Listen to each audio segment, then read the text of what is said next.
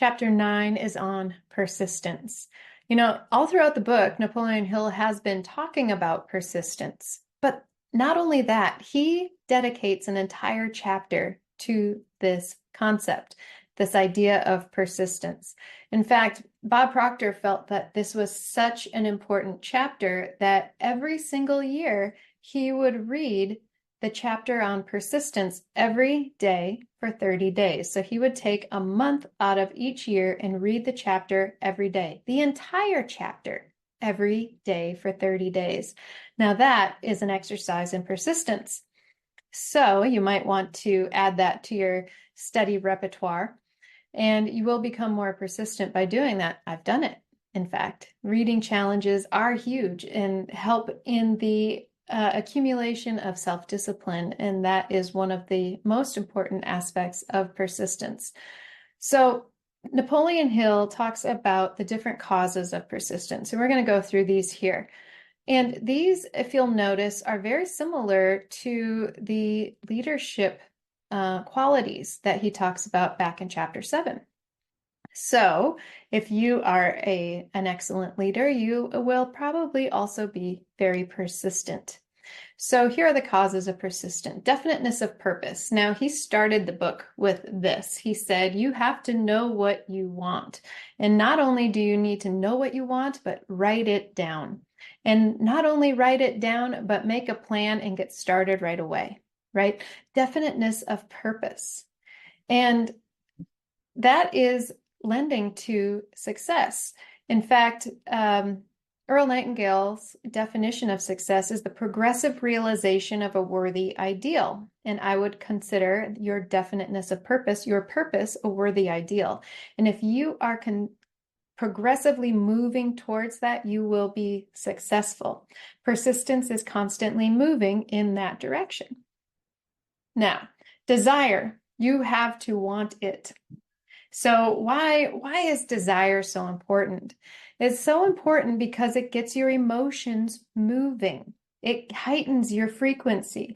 It gets you into that higher vibration, like the law of attraction, and begins to attract those things to you that are in harmony with that thing that you want, your purpose. You have to want it, okay? If your desire is just lukewarm, well, the response from the universe will also be lukewarm.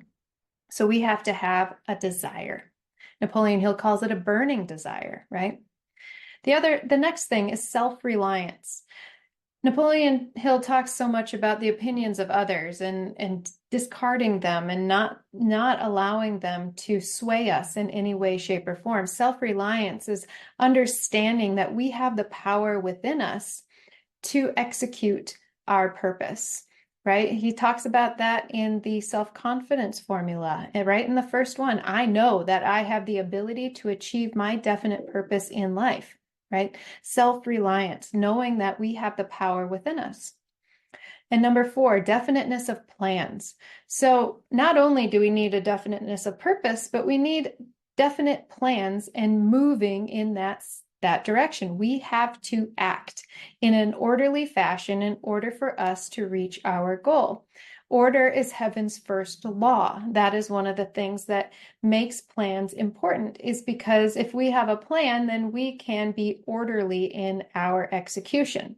So definiteness of plans, and knowing that you have a definite plan doesn't mean the plan can't change. It means that you are definitely following that plan.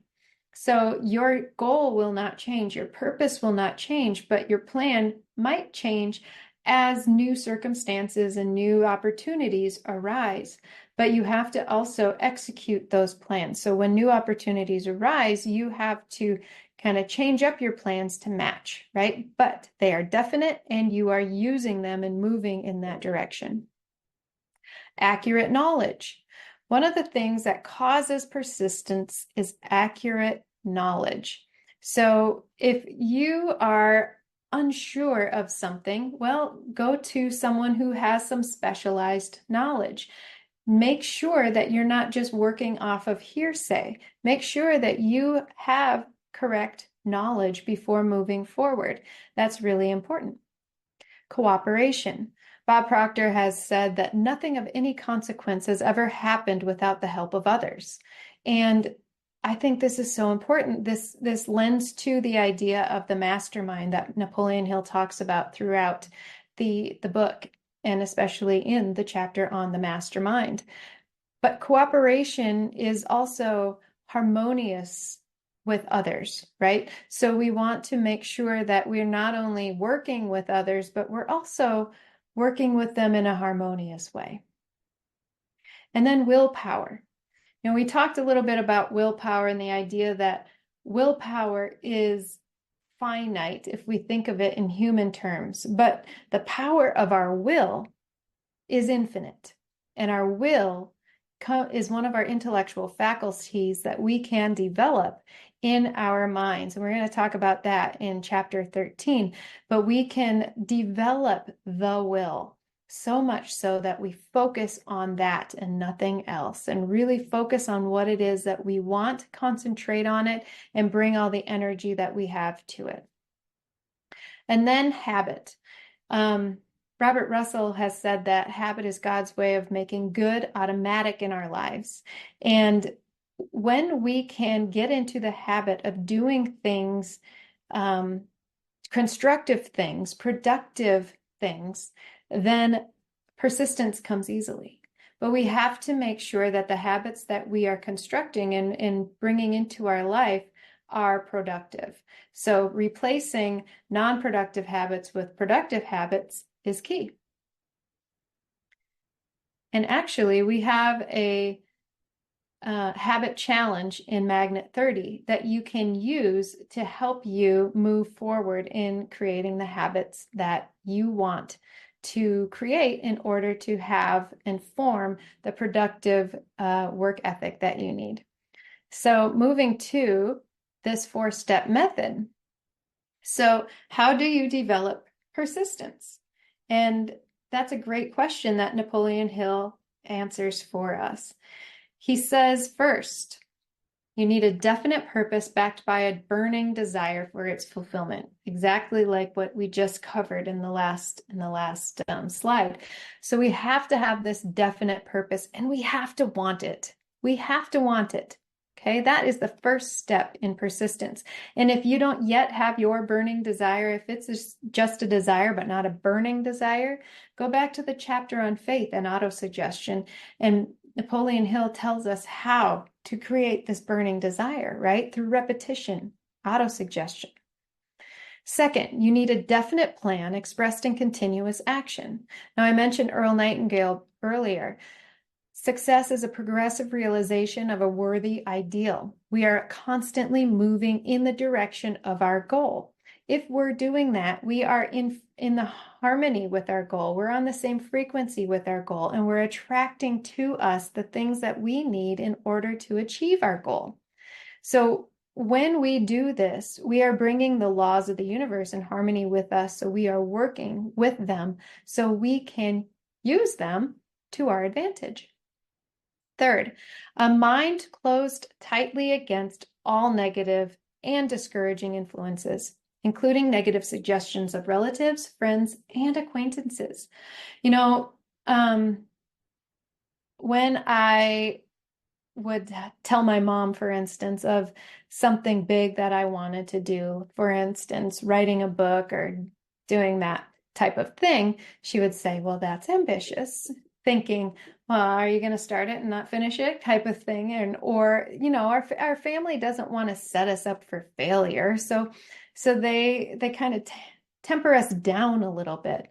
But we have to understand, if we really want something, we have to go after it. We can't allow that's ambitious to hold us back. So I changed that. So when I heard my mom say that's ambitious, I would say that's ambitious, and I would go after it.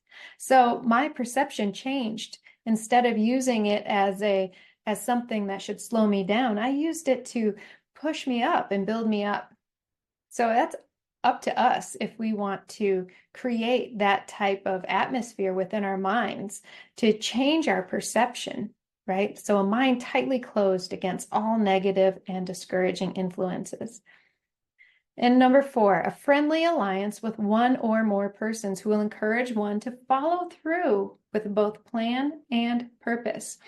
Now, Napoleon Hill talks about this all throughout the book, is we need somebody that we can trust, a mastermind alliance.